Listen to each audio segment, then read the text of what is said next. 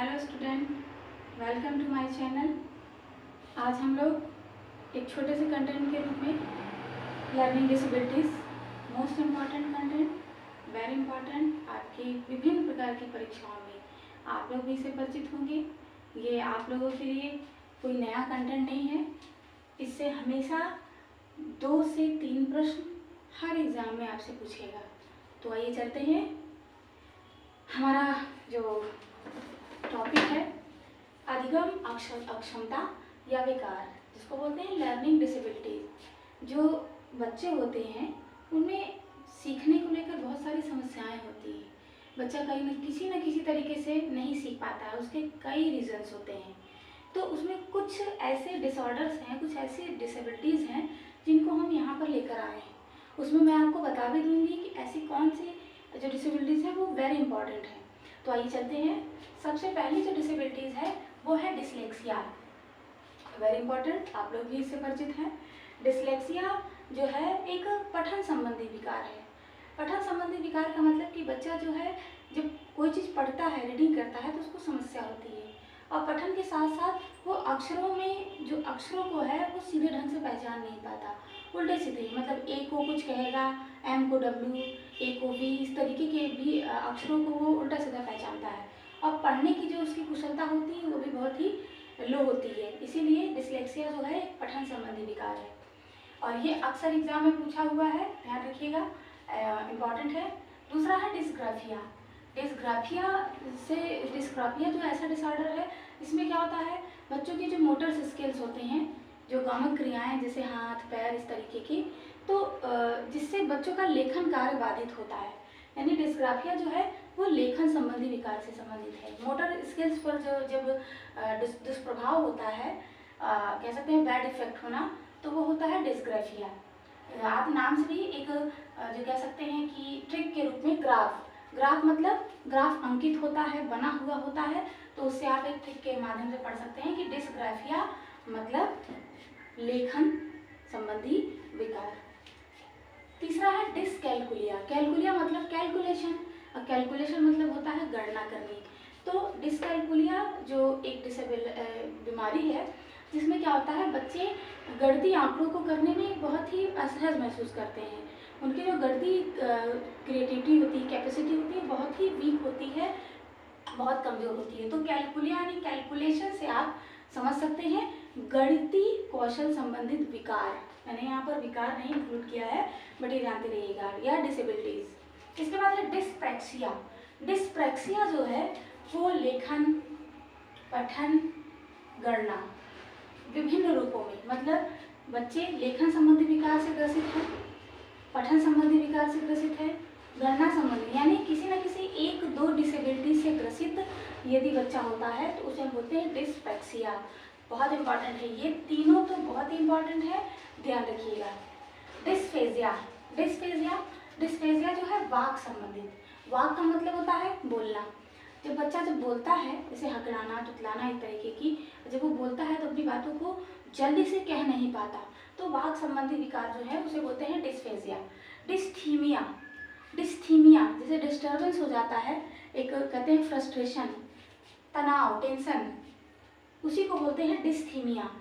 तनाव में होना, साइकोलॉजिकल डिसऑर्डर उसी के अंतर्गत भी आते हैं, लर्निंग डिसेबिलिटीज भी, कि बच्चा क्या होता है, नॉर्मल सब कुछ ठीक ठाक रहेगा, लेकिन अंदर उसके अंदर एक फ्रस्ट्रेशन होता है, तो उस डिसऑर्डर्स या डिसेबिलिटीज को बोलते हैं डिस्थीमिया। इसके बाद है डिस्मॉर्फिया। डिस्मॉर्फिया का मतलब कि इसमें क्या होता है, बच्चा स्वयं को दूसरे से बेहतर और सबसे पावरफुल समझता है। वो होता नहीं है, लेकिन वो अपने आप को दूसरे से बेहतर बनाने का प्रयास करता है या बेहतर समझता है। तो ये जो डिसेबिलिटीज होती है उसे बोलते हैं डिस्मॉर्फिया। ये भी इंपॉर्टेंट है, ध्यान रखिएगा। अफेजिया में क्या होता है, भाषा संबंधित विकार होते हैं।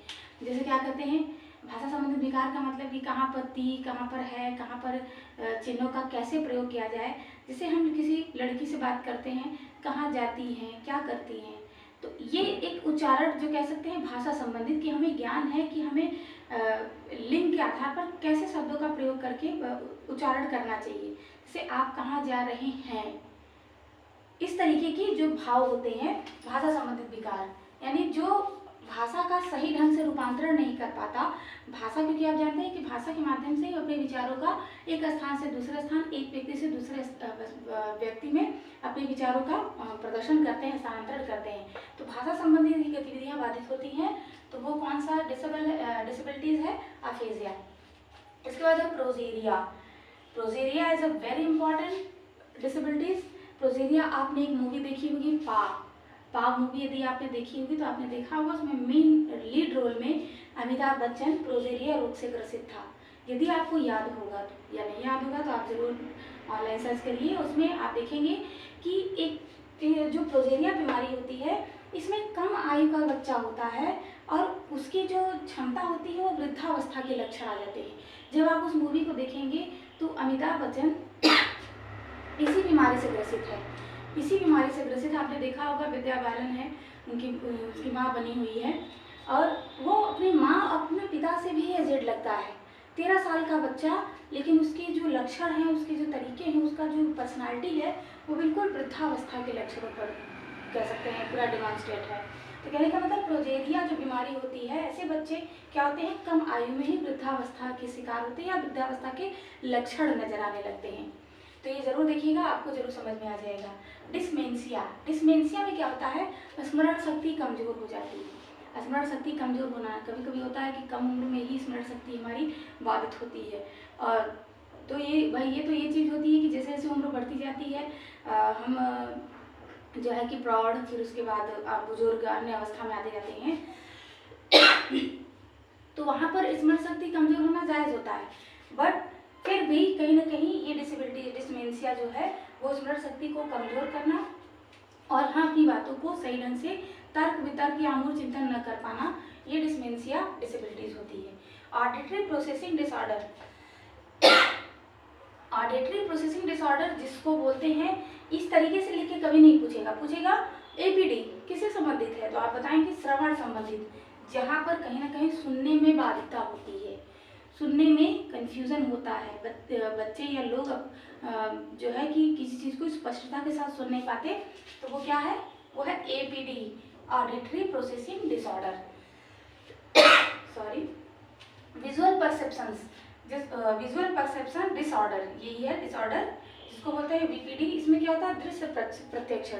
कभी कभी क्या होता है कि हमारे सामने कोई चीज़ रखी होती है लेकिन वो चीज़ हमें बहुत कह सकते हैं धुंधली दिखाई दे, या उस चीज़ से हम तारतम्य नहीं स्थापित कर पाते, उससे हम कोरिलेट नहीं कर पाते कि वास्तव में वो चीज़ क्या है। हमारा ध्यान केंद्रित न हो पाना, अटेंशन की जो पावर होती है वो बिल्कुल कह सकते हैं कि मिनिमम होती है या शून्य होती है, इस तरीके का एकाग्रचित्त न हो पाना, दृश्य प्रत्यक्षण अक्षमता है, जिसको बोलते हैं visual perception, VPD, visual perception disorder. इसके बाद है डिसऑर्थोग्राफिया। डिसऑर्थोग्राफिया संबंधित है वर्तनी से। वर्तनी का मतलब होता है हमारे प्रोनाउंसिएशन, हमारे उच्चारण, जो हमारे उच्चारण हैं, उच्चारण स्थान, उसमें कहीं ना कहीं दिक्कतें आती हैं, तो उसे बोलते हैं डिसऑर्थोग्राफिया। तो ये थे आपके कुछ लर्निंग डिसेबिलिटीज़, काफ़ी इंपॉर्टेंट है, इसको ज़रूर नोट डाउन कर लीजिएगा और याद करके रखिएगा। तो ये आपका आज का वीडियो, छोटा सा वीडियो, जिसमें हमने आपको बताया कि लर्निंग डिसेबिलिटीज़ क्या है।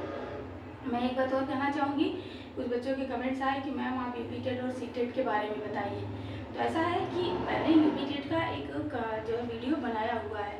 यूपी-टेट का मैंने बताया है कि यूपी-टेट में, सी-टेट में किस तरीके से प्रश्न आते हैं, 30 प्रश्न पूछे जाते हैं और कौन कौन से विषय से आते हैं। फिर भी यदि आप लोग ज़्यादा इच्छुक हैं तो मैं उसको और डीपली कि सी-टेट को फोकस करते हैं कि सी-टेट में कहाँ से प्रश्न आते हैं, किस तरीके से आते हैं, मैं इस पर ज़रूर लेकर आऊँगी। थोड़ा सा आप लोग वेट करिए और हमारे वीडियोस को लाइक करके वॉचिंग पर पहुंचाइए, ताकि हम भी आपके सपोर्ट करें, आप भी हमारा सपोर्ट करिए। और इस तरीके से जो एक कनेक्शनिज्म से क्या होता है कि हमारा भी कार्य, हमें भी कार्य करने में मोटिवेशन मिलता है। और चूँकि आप लोग के कमेंट्स में अगर ऐसी चीज़ें आ रही तो इसका मतलब है कि आप हमारे वीडियोज़ को देख रहे हैं, बट देखने से काम नहीं चलेगा, उसको और ज़्यादा देखिए ताकि जो है वॉचिंग टाइम भी बढ़ाई जा सके। तो फिर ठीक है, आज के लिए बस इतना ही। Thank you.